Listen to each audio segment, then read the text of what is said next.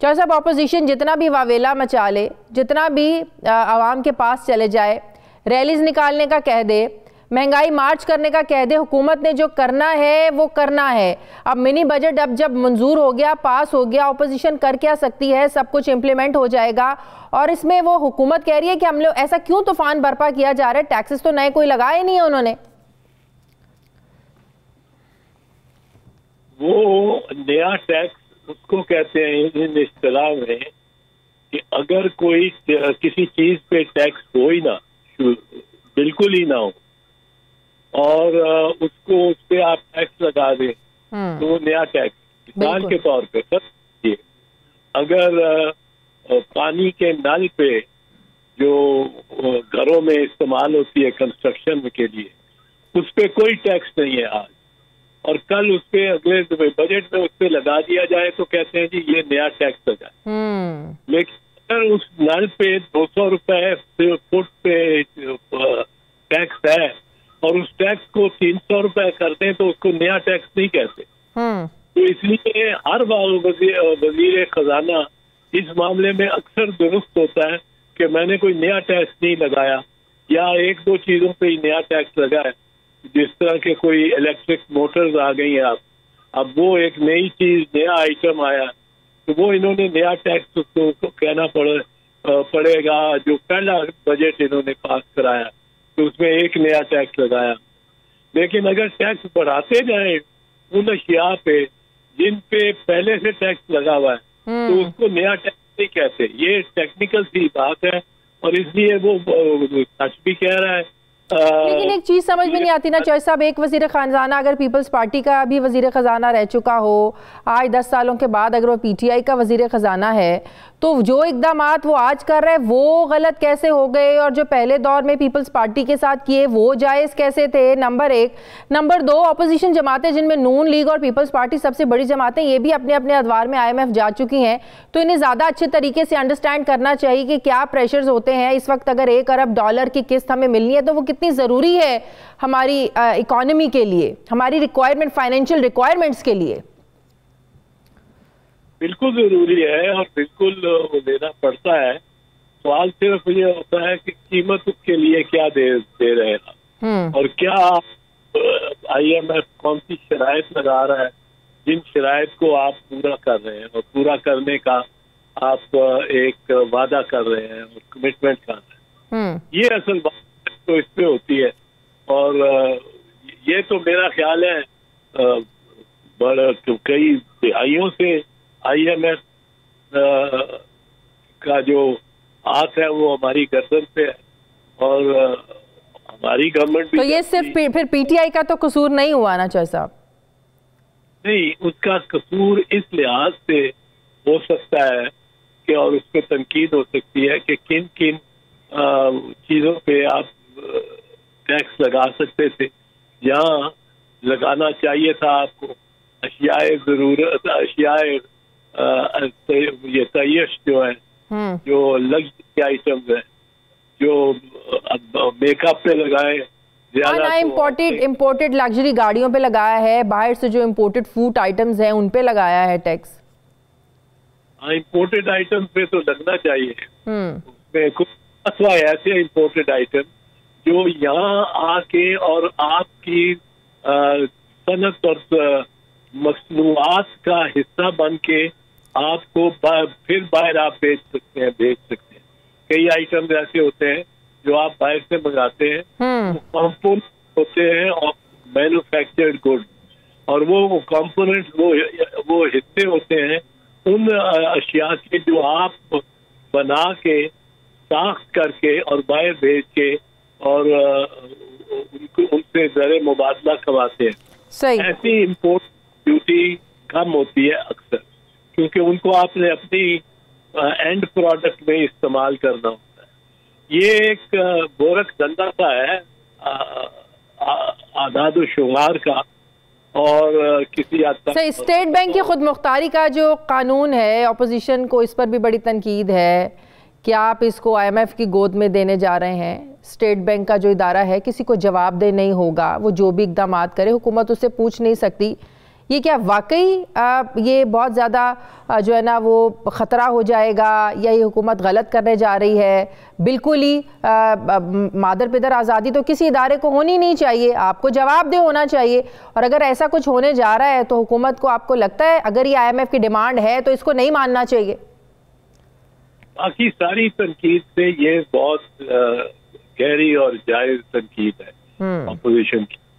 باقی کو تو آپ کئیوں کو کہہ سکتے ہیں کہ یہ تو ریپیٹ ہے، ہر سال ہی یہ کہتے ہیں.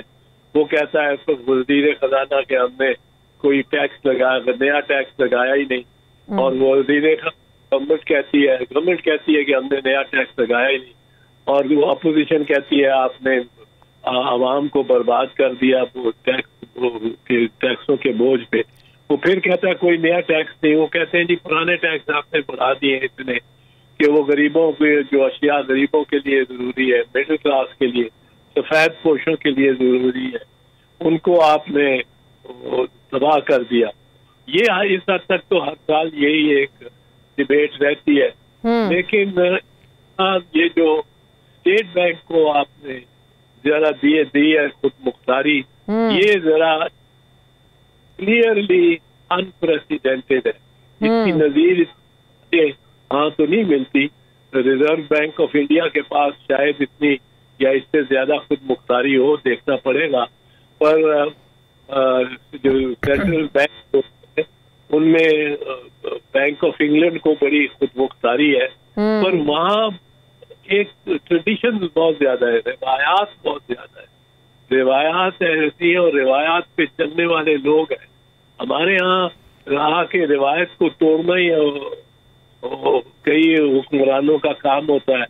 آپ کل دے دیں، لندن سے آ جائیں ایک صاحب اور آ کے وہ ہر چیز کو الٹا سیدھا کر دیں گے، اور یہ نہیں دیکھیں گے کہ خرچ کتنا ہو رہا ہے، صحیح پہ کتنا چاہیے. شاہد صاحب ہمیشہ ہم نون لیگ میں دو بیانیے، دو موقف، ان میں اختلافات کی تو بات کرتے ہیں. آج ذرا PTI میں جو اختلافات چل رہے ہیں، جو اب گاہے بگاہے کھل کر سامنے آتے ہیں، اسپیشلی KPK سے بہت زیادہ اختلافات سامنے آتے ہیں، پرائم منسٹر کے ساتھ، وفاقی وزراء کے ساتھ. آج جو پارلیمانی کمیٹی کا جو اجلاس ہوا حکومت کی، اس میں جو ہاٹ ٹاک ہوئی وزیر دفاع پرویز خٹک کے بیچ میں، پرائم منسٹر کے بیچ میں، حماد اظہر کے ساتھ، کے بعد یہاں تک پہنچی کہ پرائم منسٹر یہ کہنے پر مجبور ہو گئے کہ آپ، اب مجھے کوئی شوق نہیں ہے حکومت کرنے کا، آپ کہتے تو میں کسی اور کو حکومت دے دیتا ہوں، میرے کوئی کارخانے نہیں چل رہے ہیں.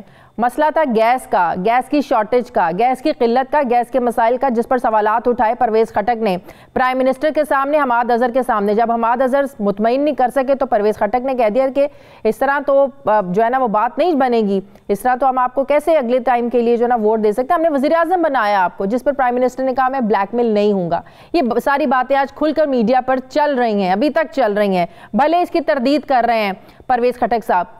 یہ اختلافات آپ کو لگتا ہے یہ بھی بڑے ڈیمیجنگ ہو سکتے ہیں PTI کے لیے آنے والے الیکشنز میں؟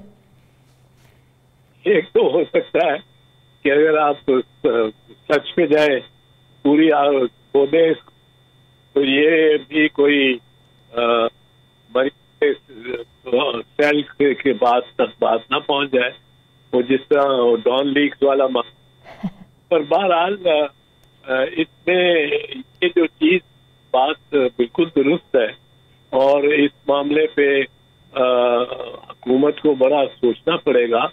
اس کے اندر ٹینشن ہونی کی اس کی پارٹی کے اندر عمران خان کی ہوئی ہے یا نہیں ہوئی، میں وہاں تو نہیں تھا، کوئی کہہ رہا ہوئی ہے، کوئی کہہ رہا نہیں ہوئی. لیکن بنیاد بہت ساری ہیں بنیادیں. ایک تو یہ بالکل درست ہے جو عہدے امپورٹنٹ ہیں وہ لیے ہوئے ان لوگوں نے جو لاسٹ منٹ پہ بھاگ کے گاڑی پہ چڑھے ہیں، یا جو جس طرح کا وہ شیخ حفیظ شیخ تھا جو وزیر خزانہ رہا، یا آج کا وزیر خزانہ جو بالکل ہی دوسری سمت رہے اور اب ان کی گاڑی میں بڑے عہدوں پہ آ گئے اور ٹیکنوکریٹ کی صورت میں. تو یہ تو ایک ضرور ہے. میں تو سمجھتا ہوں پہلے دن سے میں نے کئی دفعہ کہا ہے کہ عمران خان کو اپنے لوگوں پہ زیادہ انحصار کرنا چاہیے. اپنے لوگوں سے یہ ہے کہ جو ان کے ان کی پارٹی میں اس وقت ان کے ساتھ رہے جب وہ اقتدار میں نہیں تھے اور آج بھی ان کے ساتھ تھے. اب ان میں سے ٹیم نکالنی چاہیے. میں آپ کو مثال دیتا ہوں. اب اگر یہ فیصل جاوید جو ہے بڑا اچھا بولتا ہے, بڑا اچھا فیصل جاوید, اگر اس کو انہوں نے وفاقی وزیر کوئی اچھا عہدہ دیا ہوتا, یقیناً یہ, میں انٹیریئر منسٹر تھا, میں انٹیریئر منسٹر بننے سے پہلے کچھ بھی نہیں تھا جانتا انٹیریئر منسٹری کا یا وزارت کا. صوبائی وزارت کی ہوئی تھی پر کچھ نہیں تھا جانتا. وہ اسی طرح ٹیم بنتی ہے. مراد سعید کو کوئی بڑا عہدہ ٹھیک ٹھاک دینا چاہیے تھا, آگے پرومیننٹ رکھنا چاہیے تھا. وہ ینگ بچہ آگے بہت آگے نکل جاتا. شبلی فراز جس پارٹی میں ہو, جس کے ساتھ ہو, اس کو معتبر نام, کتنے اور معتبر نام چاہیے, اور بہت سے معتبر نام بیٹھے ہوئے پی ٹی آئی میں.